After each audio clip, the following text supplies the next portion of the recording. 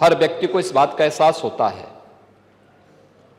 देश के अंदर कहीं जाते हैं, लोगों के मन में एक एहसास होता है कि हां, यूपी सुरक्षित है, अच्छा है, दंगा नहीं है, अराजकता नहीं है। आपको उदाहरण देना है तो मैं आपको बता सकता हूं न्याय कैसे होता है। आप ही के सामने आप ही की पार्टी से सदस्य चुनी गई पूजा पाल संभवतः नहीं है,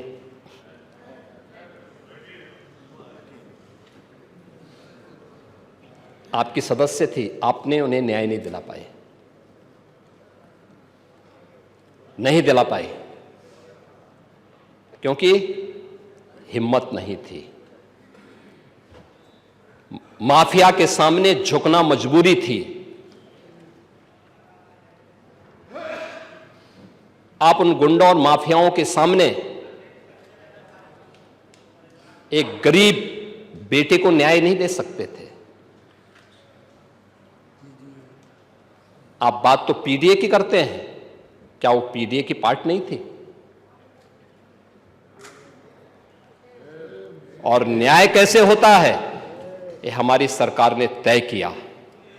बेटी उस पक्ष की होगी, इस पक्ष की होगी, उसको न्याय मिलेगा, हर हाल में न्याय मिलेगा। और श्रीमती बिजमा यादव को भी मैंने बुलाया था, मैंने उनको कहा आपको सुरक्षा हम देंगे, आप चिंता की कोई बात नहीं। क्योंकि ये केवल एक सदस्य की बात नहीं,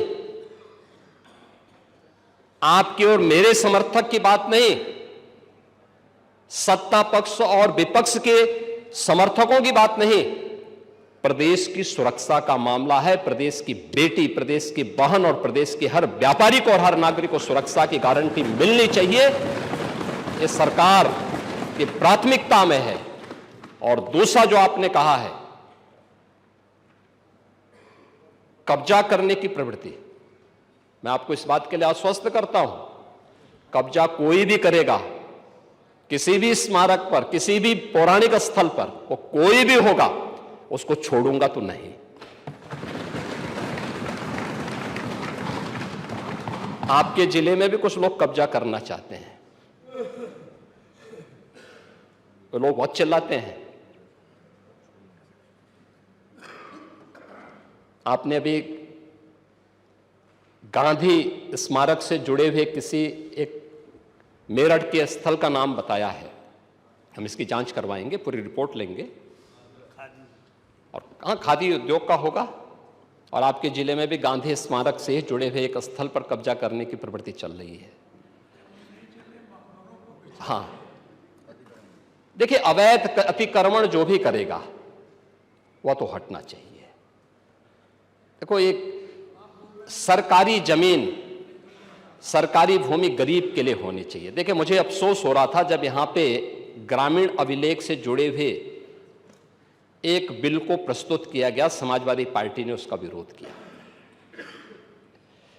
देखिए, पहली बार हुआ है और इस पूरे सदन को प्रधानमंत्री मोदी जी के प्रति आभार व्यक्त करना चाहिए कि आजादी के बाद पहली बार एक गरीब को, जहां पर आबादी की भूमि पर उसका मकान बना है, उसका अभिलेख उसके नाम पर पहली बार हुआ है। और पूरा देश प्रधानमंत्री मोदी जी के प्रति ग्रामीण अभिलेख से संबंधित एक संशोधन विधेयक हम लोग इस सदन में लेके आए थे।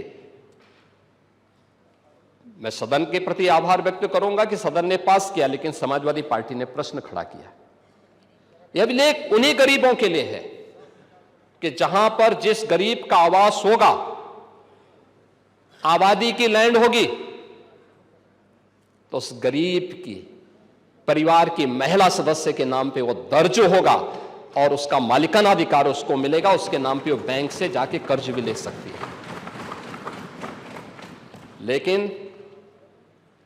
लेकिन अगर उस आबादी की लैंड पर या किसी सरकारी लैंड पर कोई माफिया कब्जा करके जबरदस्ती उसको मॉल बना करके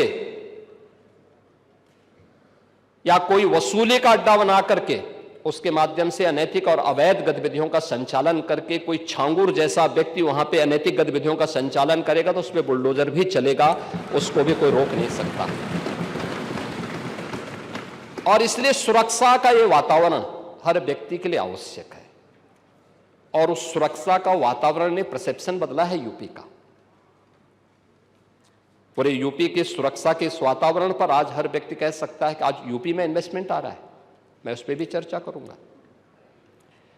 इंफ्रास्ट्रक्चर कैसे होना चाहिए, 2017 के पहले क्या स्थिति थी और 2017 के बाद क्या है। 17 के पहले गड्ढा युक्त सड़कें थी, मेट्रो के नाम पर मजाक बनाया हुआ था, रेलवे के नेटवर्किंग के लिए केंद्र सरकार के साथ समन्वय नहीं था। आपकी मजबूरी होती है तो आप कांग्रेस के साथ गठबंधन कर लेते हैं, अन्यथा जब कांग्रेस में यूपीए की गवर्नमेंट केंद्र में थी और प्रदेश में समाजवादी पार्टी की सरकार थी, तब भी कैसे संबंध थे आप लोगों के। यानी मजबूरी के नाम आपके संबंध थे, अन्यथा आप लोग किस प्रकार की अराजकता फैलाते थे किसी से छुपा हुआ नहीं है। लेकिन इंफ्रास्ट्रक्चर कैसे होना चाहिए, 17 के पहले यूपी में 1.5 एक्सप्रेसवे थे और आज उत्तर प्रदेश के अंदर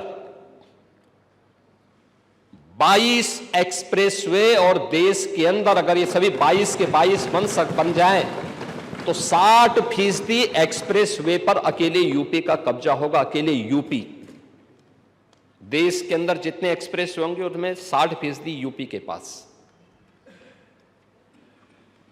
रेलवे का सबसे बड़ा नेटवर्क आज के दिन पर यूपी में है, 16,000 किलोमीटर का।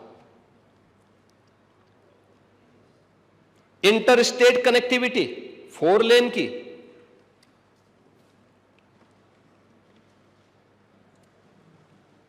मेट्रो सिटी यूपी, देश के अंदर सबसे अधिक मेट्रो यूपी के अंदर, देश के अंदर सबसे अधिक एयरपोर्ट। 2017 के पहले यूपी के अंदर एयरपोर्ट की संख्या बहुत कम थी, उनमें से 2 संचालित थे, 2 आंशिक रूप से संचालित थे। आज 16 एयरपोर्ट संचालित हैं और उनमें से 4 इंटरनेशनल एयरपोर्ट हैं, और 5वां इंटरनेशनल एयरपोर्ट जो भारत का सबसे बड़ा एयरपोर्ट है वह जेवर में नोएडा इंटरनेशनल एयरपोर्ट के रूप में अगले महीने संचालित होने जा रहा है। ये है उत्तर प्रदेश की स्पीड।